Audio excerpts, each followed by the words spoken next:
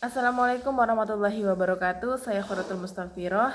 Saya salah satu mahasiswi STAI Al-Kifayah Riau di jurusan Pendidikan Islam Anak Usia Dini. Nah, di video kali ini saya akan menyampaikan tentang sebuah materi mengenai cara mengajari anak belajar membaca. Nah, terutama untuk anak usia dini ya. Jadi anak usia dini adalah anak dengan masa di mana kita sebagai orang tua ataupun guru untuk memberikan pendidikan dengan sebaik-baiknya. Kita perlu untuk mengembangkan potensi yang ada dalam dirinya, baik itu dalam bidang keagamaan, kognitifnya, sosial emosionalnya, motoriknya, seninya, dan lain sebagainya. Nah, pada video kali ini yang akan saya bahas adalah tentang kognitifnya,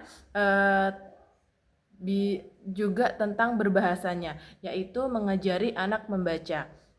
Nah, mengajari anak membaca itu ada beberapa tahapan, mulai dari mengenal huruf, suku kata, hingga membaca kata atau kalimat.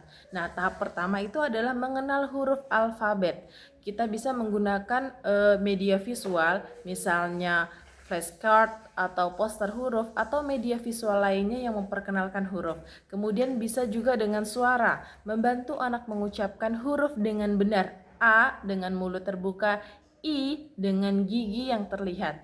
Kemudian kita bisa dengan melatih anak untuk mengenali huruf melalui permainan. Misalnya mencari huruf di lingkungan sekitar, kita sembunyikan kartu-kartu huruf di beberapa tempat dan anak mencarinya, kemudian menyusun huruf menjadi sebuah kata. Kemudian kita juga bisa mengajari anak mengenal huruf dengan lagu. Gunakan lagu anak-anak yang mengajarkan tentang huruf dan suku kata. Kemudian tahap yang kedua yaitu mengenali suku kata. Dengan melatih anak-anak, kita ajari untuk menggabungkan huruf-huruf menjadi suku kata. Kemudian kita dengan variasi, misalnya mengajak anak untuk membaca suku kata yang berbeda. Kemudian bisa melakukan permainan juga seperti mencari suku kata atau susun kata-kata atau susun suku kata. Misalnya kita berikan contoh di atas tulisan kata baca, maka kita akan memberikan beberapa kartu huruf, misalnya ada ba, ada ca, ada su, ada ka. Nah, mereka mencari bagaimana caranya menggabungkan suku kata menjadi kata baca. Kemudian dengan metode fonik, menggunakan metode fonik atau mengaitkan bunyi huruf dengan simbol huruf untuk memperkuat pemahaman.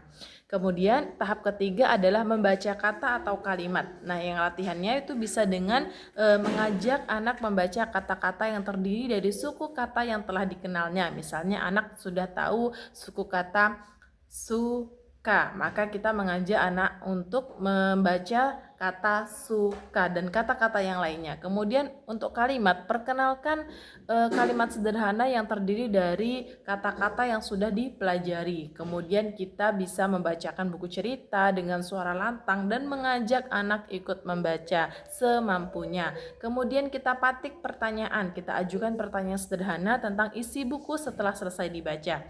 Kemudian ada tahap membaca lanjutan. Nah, ajak anak untuk memilih buku yang menarik dan sesuai dengan minatnya. Kemudian komunikasikan, ajak anak untuk berkomunikasi tentang apa yang dibacanya. Kemudian lingkungan, ciptakan lingkungan yang mendukung minat baca anak, misalnya dengan membuat sudut baca yang nyaman. Kita buat di kelas untuk kita para guru, kita buat di sudut kelas, kita buat rak-rak, kita hias raknya secantik mungkin, kemudian kita sisipkan buku-buku bacaan di situ. Kemudian kalau untuk kita orang tua bisa juga kita buat sudut baca di kamar anak. Nah, kita buat seperti itu, kita buat rak, kita hiasi dengan mungkin karakter-karakter kartun yang disukai anak, agar anak merasa termotivasi untuk, oh iya saya ingin membaca. Nah, kemudian kita perlu yang konsisten untuk menjadikan membaca sebagai kegiatan rutin dan menyenangkan. Misalnya kita berikan waktu 10 menit, 15 menit atau 30 menit sebelum tidur untuk membaca. Maka anak-anak akan merasa bahwa oh ini sudah waktunya saya membaca. dan anak akan lebih mudah kita untuk mengajarkan anak membaca. Kemudian tips tambahannya, nah yang pertama itu tentu kita harus sabar ya, jangan memaksa anak untuk belajar terlalu cepat. Kadangkala kita tidak sabar dan akhirnya kita emosi sendiri ketika anak-anak tidak mampu atau belum mampu untuk memenuhi target yang sudah kita buat gitu. Misalnya hari ini target kita anak sudah mengenal huruf huruf A sampai C misalnya, tapi pada hari ini anak-anak hanya bisa huruf A saja, belum B dan C, maka kita harus bersabar dan kita lanjutkan dengan hari berikutnya. Nah, tips berikutnya adalah kita menyenangkan, jadikan proses belajar membaca menjadi suatu kegiatan yang menyenangkan bagi anak-anak. Kemudian kita berikan afirmasi positif dengan pujian setiap kemajuannya. Misalnya hari kemarin dia sudah A, B, C, hari ini dia sudah bisa huruf D dan E, maka kita harus berikan pujian, bisa dengan reward misalnya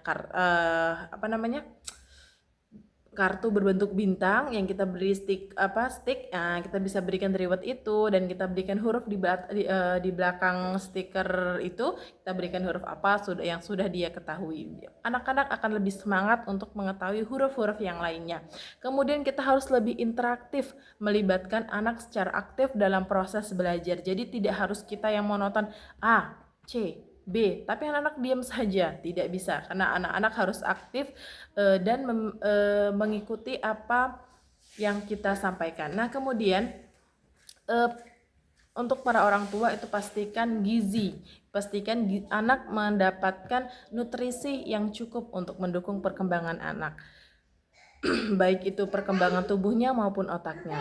Dengan mengikuti tahapan dan tips di atas, anak akan lebih mudah belajar membaca dan mengembangkan minat baca yang positif. Terima kasih. Assalamualaikum warahmatullahi wabarakatuh.